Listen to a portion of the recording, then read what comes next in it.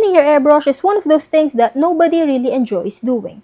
But it's the only way to keep your airbrush spraying perfectly. So today, I'll walk you through how I deep clean my airbrush. Hi, I'm Nico and welcome back to the channel.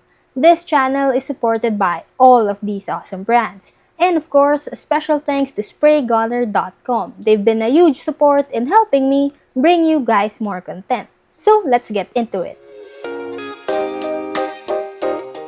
Of course, we've got the airbrush all dirty and gross. I usually don't let it get this messy, but for the sake of the video, I might have exaggerated it a little bit.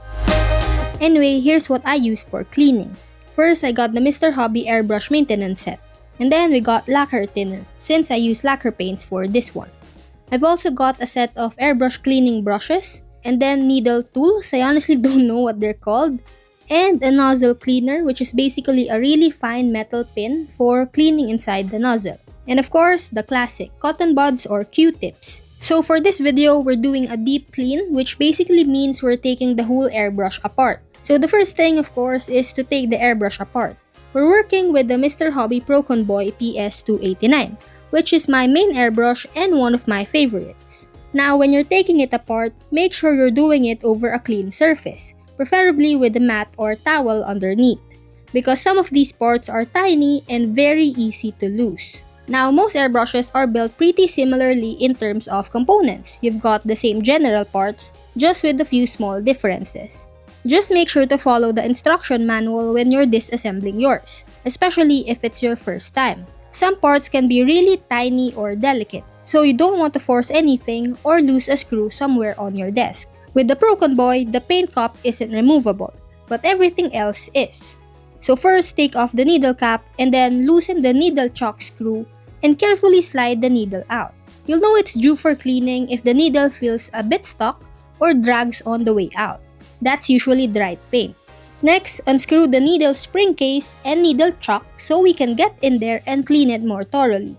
Once that's out, you can also remove the push button or trigger assembly, because that way we can clean the whole body properly later. And then on the front end, unscrew the needle cap. Now for the nozzle, be extra careful here. You can remove it by hand, but I really recommend using a special nozzle wrench or attaching tool instead. The nozzle on this airbrush is pretty soft and delicate. Just a little bit of tilt when you screw or unscrew it, and you can easily strip the threads or even snap it off inside. So yeah, just use the tool to safely unscrew the nozzle. Better safe than sorry. And then for actually cleaning each piece, it's pretty straightforward. I just take a Q-tip, soak it in some lacquer thinner, and start wiping off all the dried paint. I'll do this over and over until it's completely clean. So first, the needle. This part really depends on the airbrush brand. Some needles are softer than others, so it's super easy to bend them if you're not careful. The needle's the part that interacts with the paint the most, so it usually has the most dried paint buildup. So just take a Q-tip, soak it in some lacquer thinner, and wipe it down gently until it's clean. You can also roll the needle on some tissue paper to make sure there's no residue left before putting it back. For the airbrush body, it's the same process, Q-tips and lacquer thinner, just carefully wiping everything down. Sometimes if there's a lot of dried paint buildup, especially around the cup area, I'll switch to a piece of rag or tissue paper soaked in thinner to help scrape it off faster. The cleaning brushes and tools are mainly to help push out any paint buildup inside the airbrush, if there's any.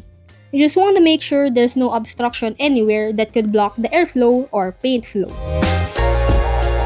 For the nozzle, be extra careful when using the needle tool. You don't force it in. If you push too hard, you can deform the nozzle or widen the hole, which basically means your 0.3 nozzle becomes a 0.35. And that's it, it's ruined. I don't really have a set schedule for when I do this. Some people deep clean once a week, some once a month. It really depends on how often you're painting. Personally, I just do it whenever I notice the airbrush starting to get too dirty, or if I'm about to start painting a new kit. My painting schedule's kind of all over the place, so I just do it as needed. Now, I know some people use ultrasonic cleaners for their airbrush, and yeah, that works great, especially if you're dealing with stubborn buildup inside the internal parts. But personally, I don't really use one.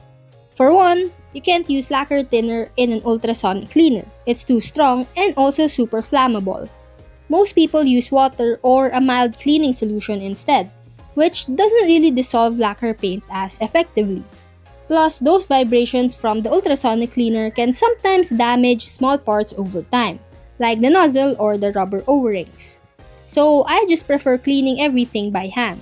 It's safer, and I can actually see which parts are clean or still need work. So once everything looks clean, we can start reassembling it. You can use a bit of airbrush lube to smooth out the inner workings, like the needle chalk or the spring assembly. But honestly, it's optional. I've tried it both ways and didn't really notice a big difference. I usually start with the back end, screw in the chalk, the spring, and then pop the trigger back in, test if it pulls and pushes down properly before moving on. And then on the front, be extra careful when screwing the nozzle back in. Don't over-tighten since it's a delicate part. And then add the needle cap and carefully slide the needle back in. Don't push too hard. If it hits something, stop. You don't want to deform the nozzle. Once it's seated properly, screw on the needle chalk and finally the holder cap. And that's it, the airbrush is back together. I like to give the whole thing a quick wipe with a microfiber cloth just to bring back that shine. You can even polish it if you want, but I usually just do a simple wipe down. And yeah, that's basically it. The airbrush should work as good as new now. To test, I just spray some lacquer thinner through it, and if the spray pattern is nice and consistent, no spitting or sputtering, then you're good to go. If you still see some clogging or irregular spray, that means there's probably still some kind of dried paint inside. So just repeat the cleaning on the nozzle or needle. And that's how I deep clean my airbrush. It's really not that complicated, just a bit time consuming, especially if you let the paint build up too much. Hopefully, this helps you keep your airbrush in top shape. If you found this useful, don't forget to like and subscribe, and maybe share this video with someone who needs to clean their airbrush too. Thanks for watching, and I'll see you soon in the next one. Bye!